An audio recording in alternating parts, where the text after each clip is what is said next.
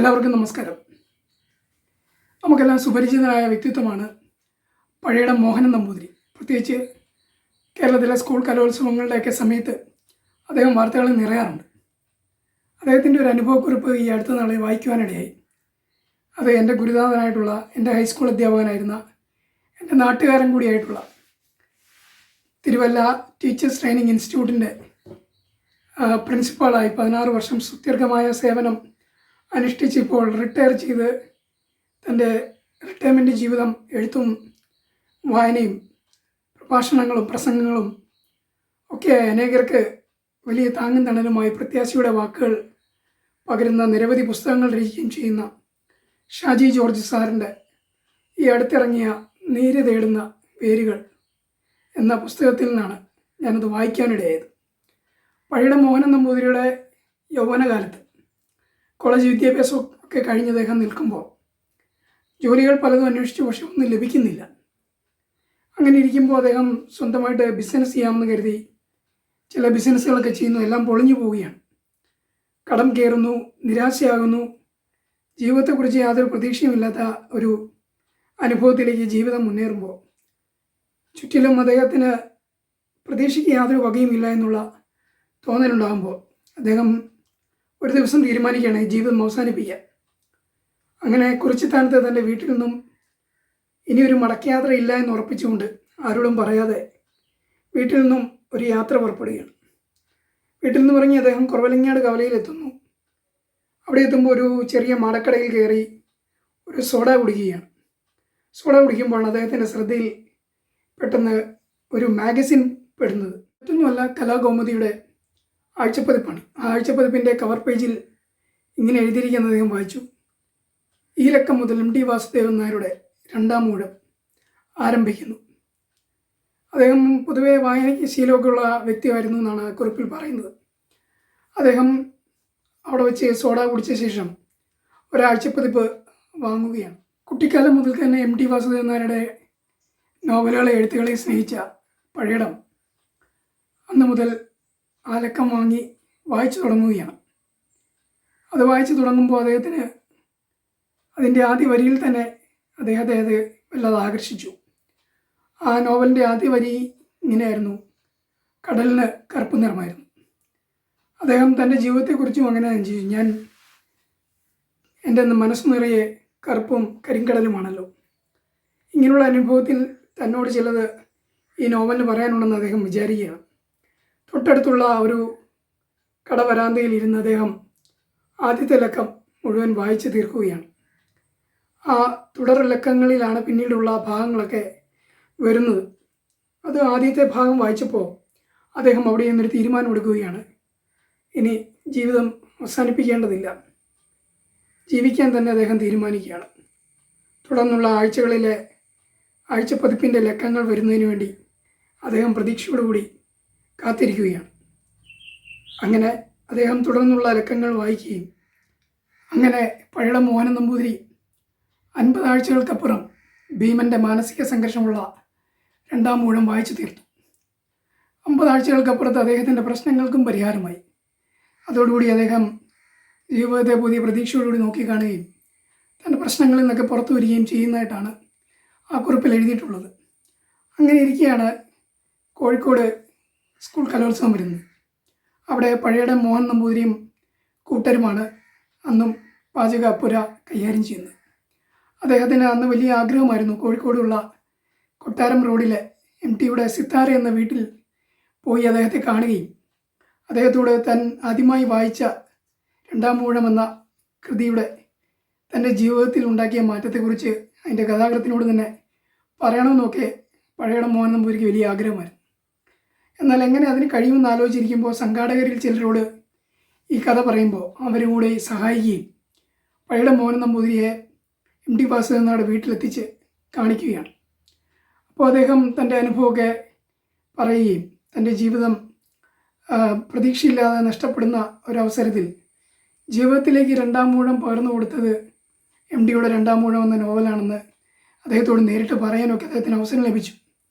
ആ സമയത്തിന് അദ്ദേഹത്തിൻ്റെ കണ്ണ് നിറഞ്ഞൊഴുകുന്നുണ്ടായിരുന്നു. MT അത് കാണുന്നുണ്ടായിരുന്നു. MT അതെല്ലാം കേട്ടുകൊണ്ടേയിരുന്നു. തുടർന്ന് പഴയിടം മോഹൻ നമ്പൂതിരി MTയോട് പറയുകയാണ്, കലോത്സവം തീരുന്നതുവരെ ഞാൻ പാചകപ്പുരയിൽ കാണും. അങ്ങേക്ക് വരാൻ കഴിയുമെങ്കിൽ പാചകപ്പുര ഒരു ദിവസം സന്ദർശിക്കണം. അങ്ങനെ MD വാക്കുപാലിക്കുന്നു. MD ഒരു ദിവസം കലോത്സവത്തിലെ പാചകപ്പുര സന്ദർശിക്കുകയാണ്. അവിടെ വെച്ച് MDയുമായി വീണ്ടും കാണുകയും സന്തോഷം പങ്കിടുകയും ഒക്കെ ചെയ്യുമ്പോൾ പഴയിടം മോഹൻ നമ്പൂതിരിയുടെ രുചികരമായ ഭക്ഷണം കഴിച്ച MD വയറും നിറഞ്ഞ് അദ്ദേഹത്തിൻ്റെ അനുഭവം കേട്ട് മനസ്സും നിറഞ്ഞ ശേഷം അദ്ദേഹം വീണ്ടും പഴയിടത്തിനോട് പറയുകയാണ്, ഒരു വാക്കിന് എല്ലാം ആകാൻ കഴിയും. തീർച്ചയായും ഒരു വാക്കിന് എല്ലാം ആകാൻ കഴിയും. എൻ്റെ ഒരു അനുഭവം പറഞ്ഞാൽ, എൻ്റെ ജീവിതത്തിൽ ഈ 2024 ആണ്ടിൽ ഞാനൊരു വലിയ സർജറിക്ക് വിധേയനായി. എൻ്റെ വയറിൽ ചില അസ്വസ്ഥതകൾ രൂപപ്പെടുകയും വയറിനുള്ളിൽ വൻകുടലിൽ ചില സർജറിക്ക് ഞാൻ വിധേയനാകുകയും ചെയ്യേണ്ടി വന്നു. അതിനെ തുടർന്ന് ഇപ്പോൾ വിശ്രമത്തിലാണ്. കഴിഞ്ഞ ഒരു വർഷത്തിലേറെയായി വിശ്രമ ജീവിതത്തിലാണ്. ചെറിയ പ്രതിസന്ധികളൊക്കെ ഉണ്ടാകാറുണ്ടെങ്കിലും അതിനെയൊക്കെ അതിജീവിക്കാനുള്ള കരുത്ത് സർവീശ്വരനായ ദൈവം എനിക്ക് നൽകിക്കൊണ്ടിരിക്കുന്നു. ഇത്തരം ഒരു അനുഭവം എനിക്കും ഉണ്ടായിട്ടുണ്ട്. MT പഴയിടം മോഹൻ നമ്പൂതിരിയുടെ ജീവിതത്തിൽ എങ്ങനെയാണോ അദ്ദേഹത്തെ നോവൽ കൊണ്ട് ഇടപെട്ടത് എന്നതുപോലെ തന്നെ ഞാൻ ആശുപത്രിയിൽ സർജറിക്ക് ശേഷം ICUവിൽ കിടക്കുമ്പോൾ വലിയ പ്രതിസന്ധിയായിരുന്നു. കോട്ടയം മെഡിക്കൽ കോളേജിലെ ICUവിൽ നേരവും കാലവും അറിയാതെ, സമയവും രാത്രിയാണോ പകലാണോ എന്നൊന്നും അറിയാതെ കിടക്കുമ്പോൾ ഏതാണ്ട് 11 ദിവസത്തോളം ICUവിൽ കിടക്കേണ്ടായി വന്നു. അങ്ങനെ കിടക്കുന്ന സാഹചര്യത്തിൽ നമ്മുടെ അടുത്ത് ആരുമില്ല, നമുക്ക് വേണ്ടപ്പെട്ടവരാരുമില്ല. നമ്മൾ ഒറ്റപ്പെട്ടു പോകുന്ന ഒരനുഭവം ICUവിൽ കിടന്നിട്ടുള്ളവർക്ക് അറിയാൻ കഴിയും. അതിൻ്റെ വെന്റിലേറ്ററുകളുടെ സൗണ്ടും രോഗികളുടെ സങ്കടങ്ങളും കരച്ചിലുകളും ആക്സിഡൻറ്റിൽ പെട്ടി വന്ന് കിടക്കുന്ന ചെറുപ്പക്കാരുടെ നിലവിളിയും ബഹളവും ഒക്കെ ICU മുറിയിലുണ്ട്. വേദന കൊണ്ടും മരുന്നിൻ്റെ കാഠിന്യം കൊണ്ടുമൊക്കെ ഉറക്കം ഇല്ലാത്ത രാത്രികളും പകലുകളും. അങ്ങനെ ഇടവും വലവും ഒക്കെ കിടക്കുന്ന ആളുകൾ ഈ ലോകത്തോട് വിട പറഞ്ഞ് മരണം വഴിയായി മാറ്റപ്പെടുന്നത് നമ്മുടെ നഗ്നനേത്രങ്ങൾ കൊണ്ട് കണ്ടുകൊണ്ട് കിടക്കേണ്ട, പേടിയോടും ഭയത്തോടും കൂടി കിടക്കേണ്ട ഒരു സാഹചര്യം. അടുത്തത് നമ്മളാണോ എന്ന് നമ്മുടെ തന്നെ മനസ്സിൽ അറിയാതെ തോന്നിപ്പോകുന്ന സാഹചര്യം. നിരാശയും സങ്കടവും വേദനയും ഈ പറഞ്ഞതുപോലെ തന്നെ ജീവിതത്തെക്കുറിച്ച് പ്രതീക്ഷകളൊക്കെ നഷ്ടപ്പെടുകയൊക്കെ ചെയ്യുന്ന ഒരു അനുഭവത്തിലൂടെയാണ് ഞാനും കടന്നുപോയത്. 11 ദിവസത്തിൽ വളരെയേറെ പ്രതിസന്ധി ഞാൻ അനുഭവിച്ചു. 1.5 മാസക്കാലമാണ് കോട്ടയം മെഡിക്കൽ കോളേജിൽ മൊത്തം അഡ്മിറ്റ് ആകേണ്ടി വന്നത്. അതിൽ 11 ദിവസം കോട്ടയം മെഡിക്കൽ കോളേജിലെ ICUവിലായിരുന്നു. അവിടെയാണ് ഞാൻ ഏറ്റവും അധികം പ്രതിസന്ധി അനുഭവിച്ചത്. ഞാൻ എൻ്റെ സുഹൃത്തുക്കളോടും എൻ്റെ ഏറ്റവും അടുത്ത ആളുകളോടുമൊക്കെ ഞാനിത് പറഞ്ഞിട്ടുണ്ട്. എങ്കിലും ഇതൊന്നും അറിയാത്ത ആളുകൾ കൂടി അറിയണമല്ലോ എന്നുള്ളത് കൊണ്ടാണ് ഈ കുറിപ്പുമായി പഴയിടം മോഹൻ നമ്പൂതിരിയുടെ ജീവിതത്തിൽ MTയുടെ 2-ാം ഊഴം എന്ന നോവൽ ഇടപെട്ടതുപോലെ ഞാൻ ICUവിൽ അടുത്തത് ഞാനാണ്. എൻ്റെ ഒപ്പം കിടക്കുന്ന പലരും മരിക്കുന്നു, അപ്പോൾ അടുത്തത് എൻ്റെ നമ്പറാണ് എന്ന് കരുതി സങ്കടത്തോടും നിരാശയോടും കൂടി കിടക്കുമ്പോൾ നമുക്ക് മറ്റാരെയും വിളിക്കാൻ ആ സമയത്തില്ല. രാവിലെയും വൈകുന്നേരം ബന്ധുക്കൾ അടുത്ത് വരും, പക്ഷേ എനിക്ക് അതിനെക്കുറിച്ചൊന്നും വേണ്ടത്ര ബോധ്യമോ ഇല്ല. അത്തരമൊരു ആരോഗ്യാവസ്ഥയിലാണ് നമ്മൾ ആ സമയത്ത്. അങ്ങനെ കിടക്കുമ്പോൾ നമ്മുടെ ഉള്ള ബോധത്തിൽ നമുക്ക് പിന്നെ വിളിക്കാൻ കഴിയുന്നത് ഡോക്ടർമാരും നഴ്സുമാരും ഒക്കെ ഉണ്ടെങ്കിലും നമുക്ക് ഏക പ്രതീക്ഷ അല്ലെങ്കിൽ പ്രത്യാശ എന്ന് പറയുന്നത് നമ്മൾ വിശ്വസിക്കുന്ന ദൈവമാണ്.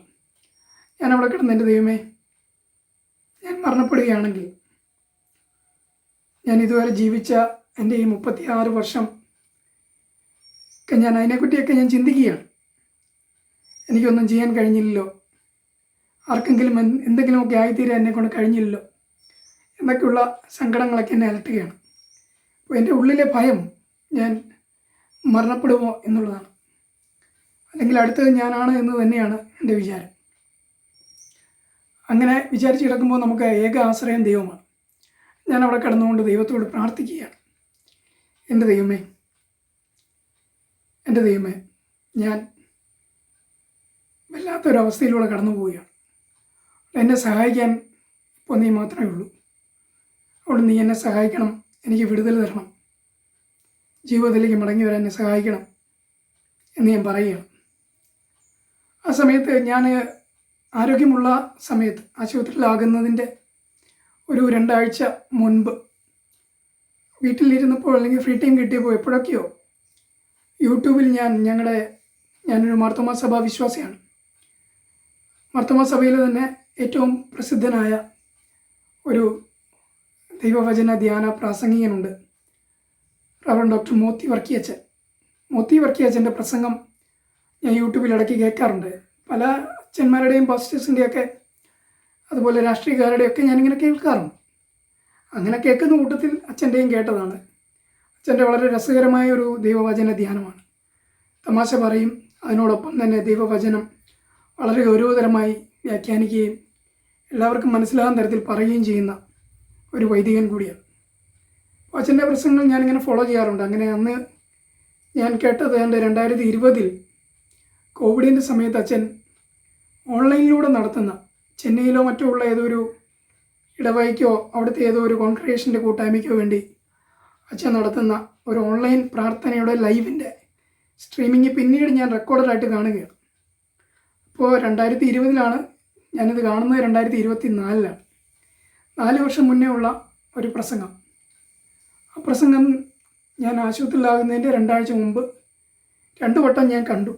50 മിനിറ്റുള്ള വീഡിയോ ആണ്. അപ്പോഴാണ് എനിക്ക് മനസ്സിലായത്, പിന്നീടാണ് എനിക്ക് മനസ്സിലായത് ഞാനത് എന്തിനാണ് കണ്ടത് എന്നൊക്കെ. ഇത് എൻ്റെ ഒരു അനുഭവമാണ്.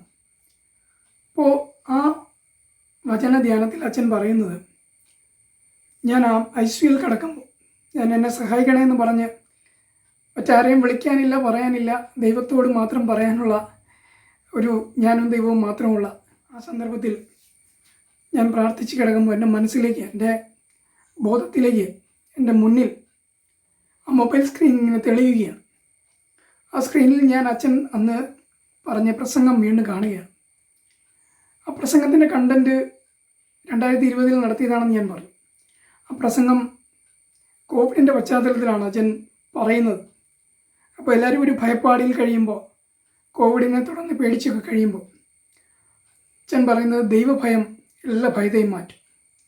അതുകൊണ്ട് ദൈവത്തെ ഭയപ്പെട്ടാൽ നമുക്ക് ഈ ലോകത്തിൽ മറ്റൊന്നിനെയും ഭയക്കേണ്ടതില്ല, അങ്ങനൊരു പേടി നമ്മളെ കീഴ്പ്പെടുത്തുകയില്ല എന്ന് പറയുന്ന ഒരു മെസ്സേജാണ്. ആ ദൈവഭയം എൻ്റെ എല്ലാ ഭയത്തെയും മാറ്റും എന്നുള്ള പ്രത്യാശ അച്ഛൻ്റെ വാക്കുകളിലൂടെ എൻ്റെ ബോധമണ്ഡലങ്ങളിലേക്ക് വരികയും എൻ്റെ ചിന്തകളിൽ അതിങ്ങനെ നിറയുകയും എനിക്ക് വലിയ ഒരു ആത്മബലം ലഭിക്കുകയും ചെയ്യുകയുണ്ടായി. MD യുടെ 2-ാം ഊഴത്തിലെ വരികൾ പഴയുടെ മോഹനൻ നമ്പൂതിരിക്ക് ധൈര്യമേകിയതുപോലെ ICUയിൽ കിടക്കുന്ന, ആശുപത്രി കിടക്കയിൽ അർദ്ധബോധത്തിൽ കിടക്കുന്ന എനിക്ക് മോത്തി വർക്കിയച്ഛൻ്റെ ഈ പ്രസംഗം വലിയ ബലമായി മാറി. അത് ഞാൻ പിന്നീട് അച്ഛനെ ഈ ഷാജി ജോർജ് സാർ വഴി തന്നെ ഞങ്ങൾ അറിയിക്കുകയുണ്ടായി. അച്ഛനെ നേരിട്ട് ബന്ധപ്പെടാനോ കാണാനൊന്നും എനിക്ക് ഇതുവരെ കഴിഞ്ഞിട്ടില്ല. അപ്പോൾ അങ്ങനെ ഒരു ധൈര്യം എനിക്ക് ലഭിച്ചു.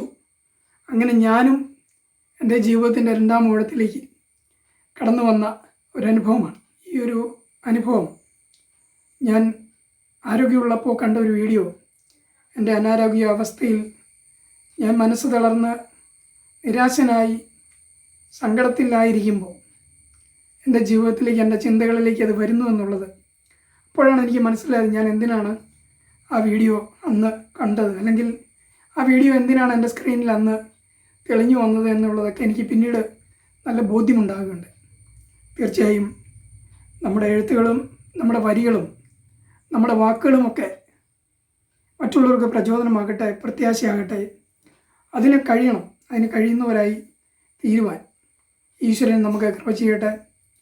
മോത്തി വർക്കിയച്ഛനും MT വാസുദേവൻ നായരും ഒക്കെ അങ്ങനെ അനേകർക്ക് വലിയ പ്രത്യാശയായി മാറിയതുപോലെ ഈ വീഡിയോ കേൾക്കുന്ന നമുക്കും, നമ്മുടെ സഹപ്രവർത്തകർക്ക്, നമ്മുടെ കൂട്ടുകാർക്ക്, നമ്മുടെ വീട്ടുകാർക്ക്, നമ്മുടെ ബന്ധുക്കൾക്ക്, ചിലപ്പോൾ ആദ്യമായി പരിചയപ്പെടുന്ന ഒരാൾക്ക് പോലും ഒരുപക്ഷെ പ്രത്യാശയുടെ വലിയ ദീപമായി നിൽക്കുവാൻ, പ്രത്യാശയുടെ പുതിയ കിരണമായി നിൽക്കുവാൻ നമ്മുടെ ഒരു വാചകം കൊണ്ട് ചിലപ്പോൾ കഴിഞ്ഞേക്കും.